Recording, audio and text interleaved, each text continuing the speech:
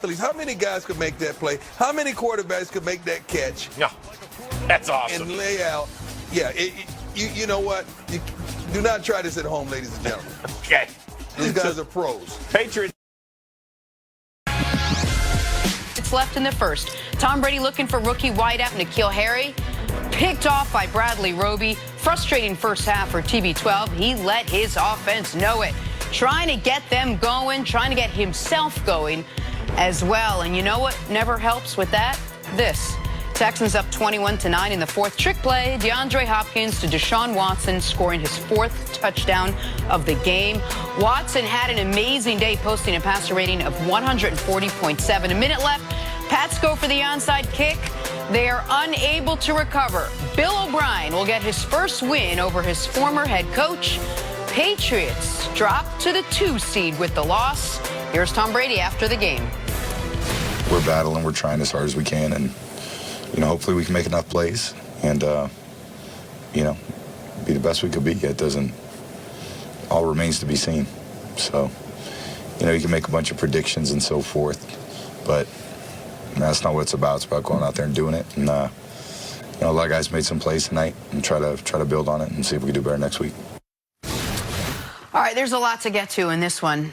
Nick, was last night more about the Patriots being bad, or was it about what you saw from the Texans being great? Well, I want to give the Texans full credit. That was a great win for this year's team and a great win for the organization. Never been able to beat Tom Brady and the Patriots. Bill O'Brien never been able to beat the guy he learned underneath. The Texans have had their seasons ended, either de facto ended in the regular season or actually ended in the postseason by the Patriots a number of times. They played great. That was a crowd that had a lot of Patriot fans travel to Houston, or transplants that live in Houston, that came and gave it. It was about 60-40 in the crowd. So the Texans barely had a home field advantage, and they still not only found a way to win, but dominated that game. So I want to give the Texans full and total credit. With that said, the bigger story to me is how the Patriots looked for 3 quarters. That the Patriots, at one point, impenetrable defense, all of a sudden the last month now, giving up 21 points per game. Now, that's good, but that's not the historically great pace we saw this team on through the first 2 months of the season. And the elephant in every room about the Patriot conversations is not an elephant, it's actually a goat. It's the GOAT, Tom Brady, who is not any good in... Let me be careful with what I'm saying here. I almost said he's not any good anymore. He's certainly not any good right now. And the only way you could believe he's going to be good again is if he does have some magical GOAT quotient to go to that he is waiting until the last possible moment to activate. But they could have used it last night. They could have used it against Baltimore. As of this morning, the playoffs do not go through Gillette, and I know everyone's going to blame everyone but Brady. They're going to today. Belichick's going to catch some heat, which he never does. The receivers are obviously going to catch some heat. Tom Brady, in the first 7 drives of this football game, had a 30 passer rating, 3.6 yards per pass, and had thrown for 90 yards. At the end of the game, his numbers looked okay because he had multiple garbage time possessions, Bart, because they were so bad early. But this Patriot passing attack is in utter disarray, and it's partially on the receivers, but it's mostly on that guy yelling at the receivers right there, Tom Brady. And you look at what's happening and what they struggle against, that defense, right? Because this team is built around the defense. They tried to muddy the waters up a little bit by being physical with Houston, who has a defense that's trying to improve, but it struggles in stopping the run. So you saw some vintage New England, like we saw last year in the playoffs, trying to ground and pound it and try and beat them down, limit the possession. And that was effective, by the way. They could run the ball. Right, but what happened is when they went down on that first drive and only got 3, then that messed up the a la carte, right? Because then what happens is the Patriots' game plan is to play from ahead, get you down 2 possessions, make you one-dimensional, and then they're able to take advantage. The problem is, and what they're going to struggle with, is their defense gets exposed against teams that have multiple fast players, elite players, because they can only double so many. And I think Hopkins solidified himself as one of the best receivers in the game, because that was a battle, right? We were disappointed in the battle between Gilmore and Cooper a couple of weeks ago because Cooper didn't find a way to make a play for his quarterback.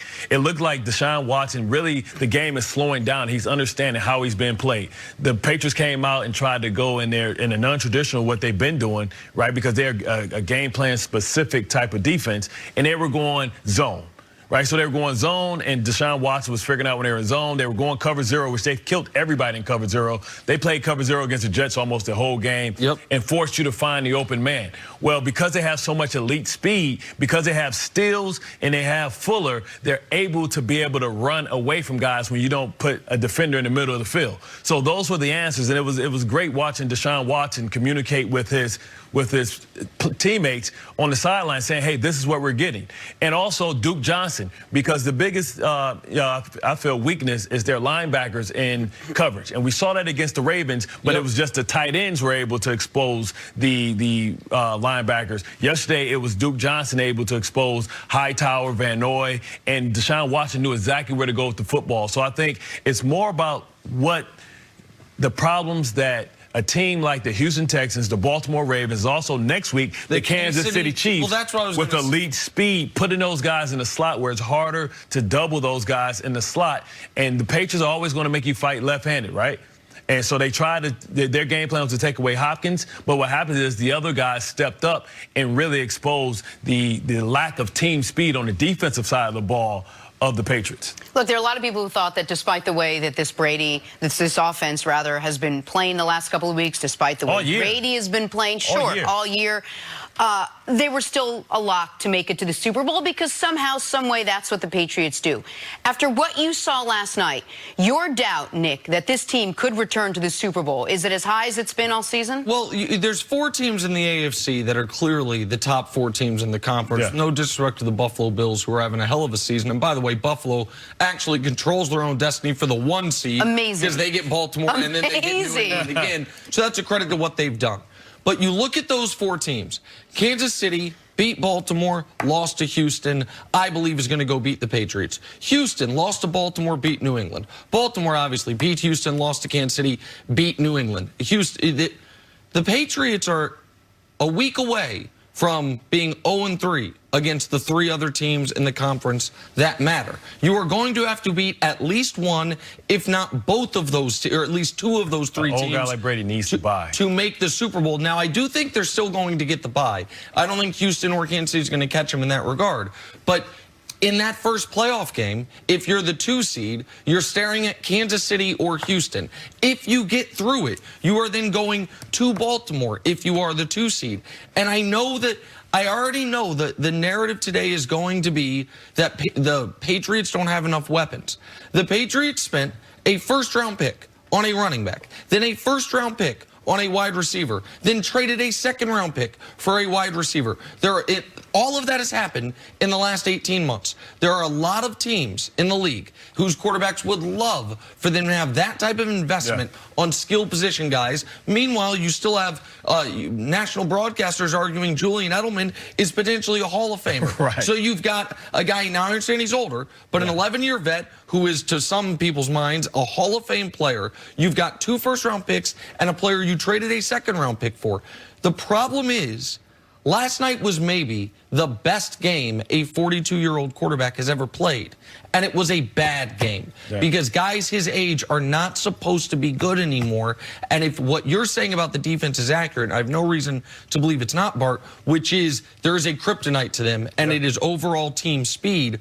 Well, then the teams they have to go through to get to the Super Bowl, the Ravens have speed and a very unique offense. The Texans have a ton of speed, and nobody's got more speed than the Kansas City Chiefs. And you look at the field goal, Forbath missing the field goal, put him behind the sticks. Now, we know Nick Folk may come back. But listen, their path to the Super Bowl, especially, we know what it is if they don't host throughout. They've never made a Super Bowl when they had to go on the road at any point.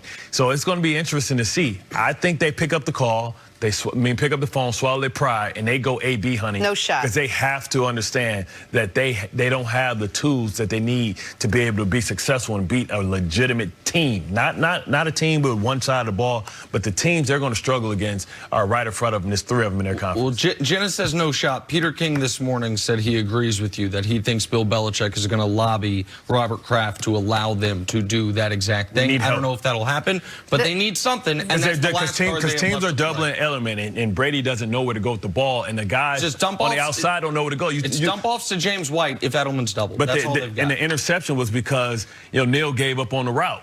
and got cut out in front, and you can never stop your route, but that's a rookie making a rookie mistake. The one other thing you mentioned quickly before we move on, the kicking game has really hampered them this season, and it never hampered them before. It's not a sexy thing to talk about, but at the end of the game, it actually was a factor. Time now for Put a Grade on It, sponsored by CarMax. Deshaun Watson scored 4 total touchdowns against the Patriots yesterday. Gives the Texans their first win over New England since 2010. Nick, put a grade on Deshaun Watson's night. Quick and easy, A+. He was sensational, and he had a very funny quote after the game. He said, I wanted to make sure I beat Brady once before he hung it up. So maybe Deshaun's seeing some writing on the wall as well. Maybe he wanted to try and retire him. I'm going to give him an A as well because he had the Da Vinci Code yesterday. He was finding all the answers, and the game is finally slowing down for him. I'm happy for him. All right, much more in this game still to come. On the other side, though, did a T-shirt cost the Browns their season? That and about 2,000 other things. Next on FS1, you can always check us out on the Fox Sports channel on Sirius XM. We'll be right back.